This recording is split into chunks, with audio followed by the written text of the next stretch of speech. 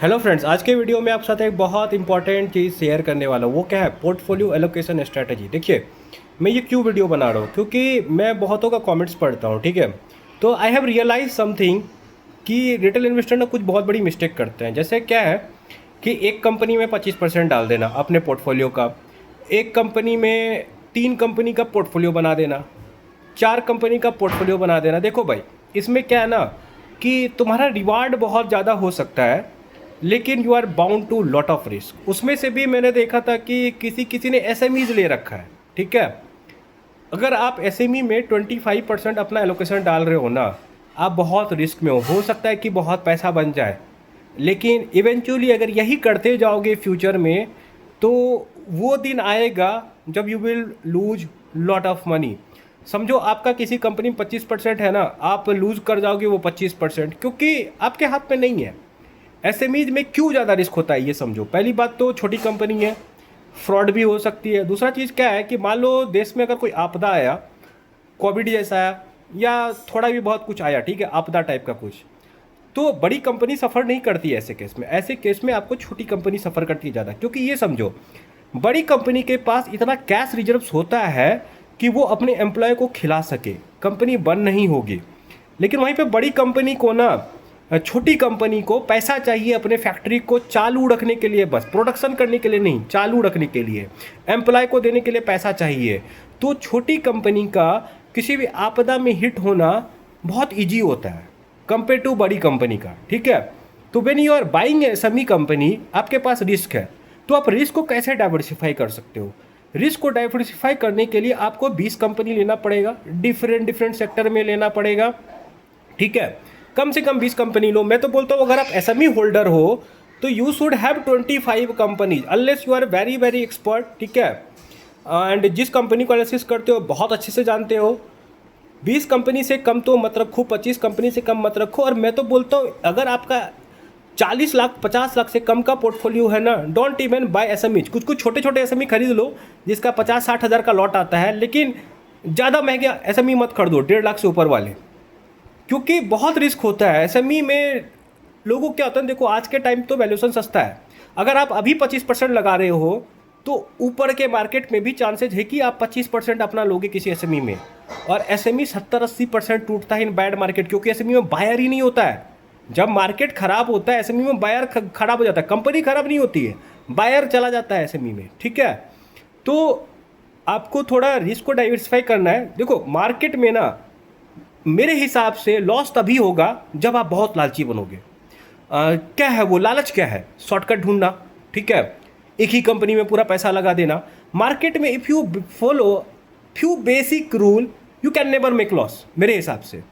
मुझे तो नहीं लगता है। अगर आप थोड़ा सा बेसिक रूल फॉलो करोगे और थोड़ा पेशेंस रखोगे, नोशनल लॉस हो सकता है, लेकिन eventually in 2-3 years you will make money, decent money.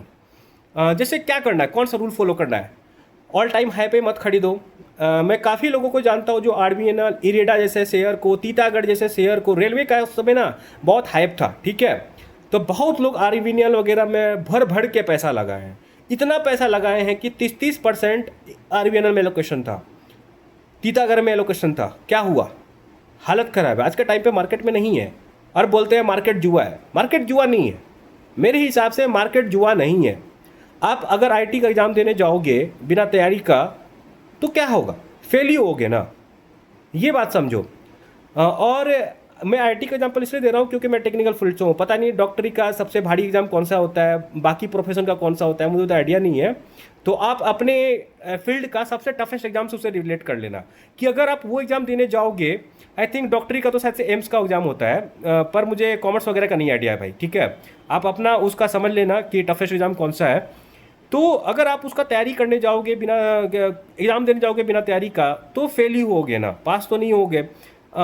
Luck से एक बार पैसा बन जाएगा, 2 बार बन जाएगा, बार बार नहीं जाएगा, बनेगा। तो आपको ना बेसिक रूल फॉलो करना है।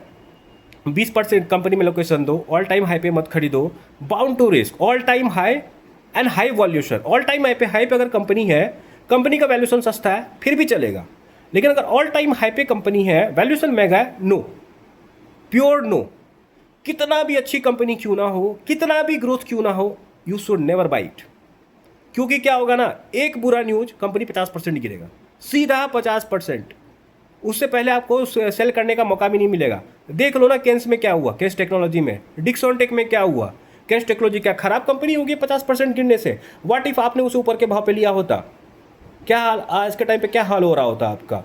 ठीक है, तो ऐसा हो सकता है, ऐसा बहुतों के साथ हुआ होगा जिसने डिक्सन को ऑल टाइम हाई पे लिया होगा, केन्स को ऑल टाइम हाई पे लिया होगा।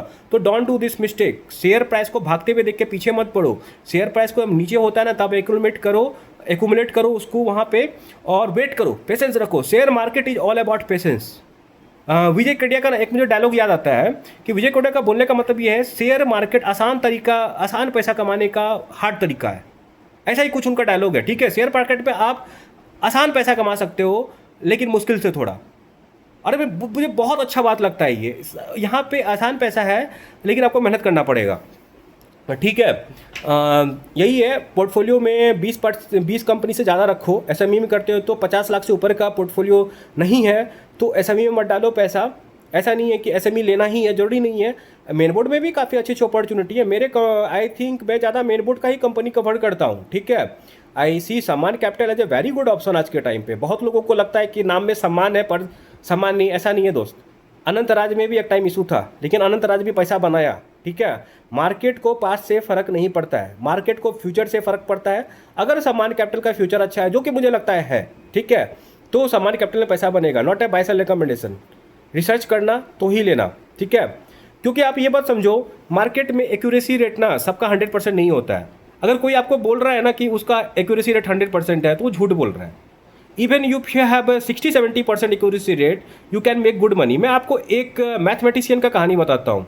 आई थिंक उनका नाम जिम सिमंस है। उनका एक्यूरेसी रेट अब 50 या 55% था सिर्फ। उनका CAGR 20-30 ईयर्स तक 67% का रहा है। उनके बारे में रिसर्च कीजिएगा, ठीक है। मैथमेटिशियन था, 67% का CAGR with only 50-55% accuracy rate. जाके देखो। तो कोई बोलता है नहीं कि 100% एक्यूरेसी है, नहीं चाहिए भाई। सिंपल सा एक मैथ्स बताता हूँ। आप ना क्या करो, 20 कंपनी में ले लो, ठीक है। सब ऐसी कंपनी ढूंढो जिसमें आपको लगता है अगला 3 साल 10 गुना हो जाए। जस्ट सपोज कि आपका बस 30% एक्यूरेसी रेट है, आपका पोर्टफोलियो 3 गुना हो जाएगा। कितना का CAGR हुआ? 45% का CAGR हुआ, ठीक है। तो मेहनत करोगे, आराम से पैसा बनेगा मार्केट में। और हाँ, 3 रूल पहले बता देता हूँ। ऑल टाइम हाई पे नहीं खरीदना है, 25 कंपनी से कम में पैसा मत लगाओ, ठीक है। एंड थर्ड क्या है कि थोड़ा सेक्टर के क्रॉस डाइवर्सिफिकेशन करो, पेशेंस रखो, पैसा बनेगा ही बनेगा। 2 साल नहीं बनेगा, अभी मार्केट खराब है, हो सकता है नहीं बने, लेकिन मार्केट अच्छा होगा, बनेगा ही बनेगा, पैसा तय है बनना। बस मिस्टेक मत करो, लालच में मत आओ, शॉर्टकट मत ढूंढो, दैट्स ऑल, ठीक है।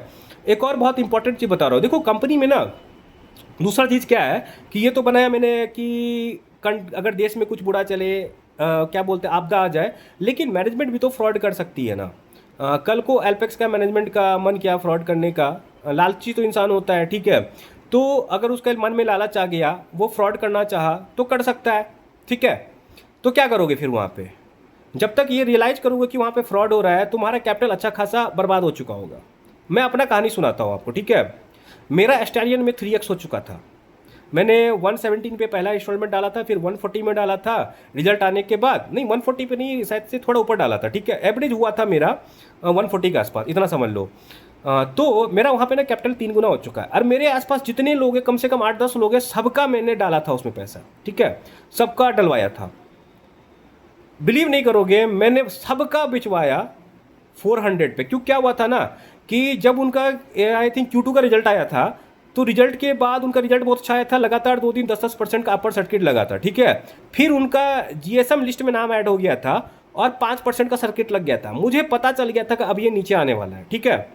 क्योंकि क्या होता है ना, उसके पास अब फ्रेश ट्रिगर नहीं था। जैसे उससे पहले फ्रेश ट्रिगर था Q2 का रिजल्ट, उसके बाद उनके पास फ्रेश ट्रिगर कोई नहीं मुझे दिख रहा था कि वो शेयर प्राइस ऊपर जाए। मैंने क्या किया, जिनको भी मैंने बोला था आप इनमें पैसा डालो, मेरे आसपास के लोग, मतलब रिलेटिव हुए, दोस्त हुए, उनको बोला कि तुम अपना 1/3 खाली कर दो ऊपर में, ठीक है। उन्होंने कर दिया 420 खाली। मैंने नहीं किया। मैंने क्या सोच के नहीं किया कि चलो यार 20% गिरेगा, मैं झेल लूँगा, ठीक है। Q4 का रिजल्ट तो अच्छा आने वाला है, फिर Q4 के बाद रिवार्ड होगा, ठीक है। हुआ क्या कि उन्होंने तो बेच दिया। फिर धीरे धीरे सीक्वेंस ऑफ इवेंट ऐसा हुआ, ऐसा नहीं था कि फ्रॉड हुआ था, सीक्वेंस ऑफ इवेंट ऐसा हुआ कि प्रोमोटर ने बेचा, ठीक है, कुछ खराब न्यूज आया, उसके बाद कंपनी का शेयर प्राइस गिरता गया और 220 के आसपास मुझे लगा कि अब इनका राइट इशू आ रहा है, निकल लो, जब तक फंड रेज नहीं होगा यहाँ पे मत आना। और राइट इशू उन्होंने लाया 99 पे, ठीक है। तो इवेंचुअली क्या हुआ, जो कंपनी मेरा 3x था उसे मैंने 53-54% गेन पे बेचा लास्ट में, ठीक है। लेकिन आई मेड डिसेंट मनी क्योंकि 6 महीने में ही मैंने उतना बनाया था। लेकिन वहीं जिनका पैसा मैंने डाला था अपने अलावा, उन्होंने कितना बनाया, 2.4x मनी, ठीक है। तो मैं वहाँ पे थोड़ा लालची बना, लेकिन मेरे हिसाब से मैंने सही किया। अभी भी I am sitting on a company where मेरा 3x है कैपिटल, पर मैं क्या अपना स्टैलियन का एक्सपीरियंस देख के उसे बेच दूँ? नहीं, हर बार एक चीज़ नहीं होगा, ये बात समझो। आपको हमेशा फ्यूचर का देखना है। फ्यूचर में अगर कोई कंपनी पैसा बना दे रही है तो ठीक है। स्टैलियन में सीक्वेंस ऑफ इवेंट ऐसा डेवलप हुआ कि उसका शेयर प्राइस गिरा। बात यही हो सकता है कि फ्यूचर में फिर से स्टैलियन में मौका बने, आई डोंट नो, हो सकता है बने, मैं फिर से उसमें कैपिटल डालूँ, हो सकता है, ठीक है। तो ग्रीडीनेस जो है ना, वो इंसान का नेचर होता है। जैसे फॉर एग्जांपल, आप लोग क्यों किसी का यूट्यूब पे जाके चैनल देखते हो शेयर मार्केट रिलेटेड? क्योंकि आपको पैसा बनाना है, सबको पैसा बनाना है, ठीक है। तो सीन यही है कि आपको कुछ बेसिक चीज़ें समझना पड़ेगा मार्केट में ना, आपको ये सब चीज़ समझना पड़ेगा, करना पड़ेगा। और एक मैं बहुत इंपॉर्टेंट बात बताने वाला हूँ आपको कि इस वीक मैं डीप डाइव नहीं बना पाऊंगा क्योंकि मेरा थोड़ा सा ये 1-to-1 वगैरह चल रहा है। तो मैं नेक्स्ट वीक ट्राई करूँगा टकेरा इंजीनियरिंग डिफेंस से, जो कि मैंने आपको बताया था कि मैं डिफेंस का बनाने वाला हूँ इस वीडियोस, ठीक है। तो टकेरा इंजीनियरिंग, एस्ट्रा माइक्रोवेव, जीआरएससी का बहुत डिमांड आ रहा है, तो जीआरएससी में कवर करूंगा। एस्ट्रा इसलिए क्योंकि एस्ट्रा के थ्रू ना मैं आपको डिफेंस का थोड़ा इकोसिस्टम समझाऊंगा अच्छे से। देन हिमाद्री केमिकल, क्योंकि हिमाद्री केमिकल ना बेस का एक बहुत अच्छा प्लेयर है, ठीक है, और उसका ध्यान देना आप लोग, बहुत ही अच्छा प्लेयर है। हो सकता है कि अराउंड 2028-2029 अच्छा अपॉर्चुनिटी बन जाए FY20 में। मे बी मार्केट वेट ना करे, ये हो सकता है कि हम, जैसे मैं हूँ, मैं इसलिए इसको टक क्योंकि हो सकता है FY27-8 में मेरा किसी और कंपनी में पैसा बने एंड हिमाद्री केमिकल जैसी कंपनी अच्छे वैल्यूएशन पे अवेलेबल रहे उस टाइम, और मैं उसमें पैसा लगाऊँ उस टाइम।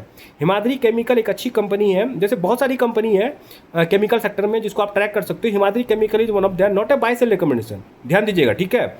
मैं बेस पे वीडियो बनाऊंगा बहुत जल्दी, तो मैं आपको बताऊंगा इसके बारे में डिटेल में कि क्यों लगता है मुझे हिमाद्री केमिकल, देन एक्विटास हो गया, इनमें पैसा बन सकता है फ्यूचर में ठीक ठाक, ठीक है।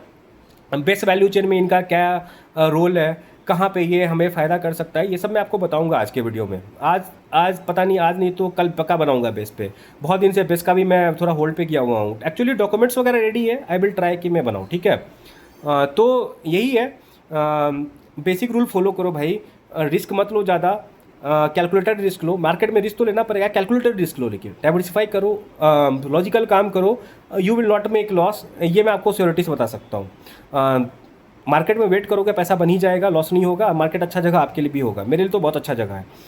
That's all, I hope you like it, bye.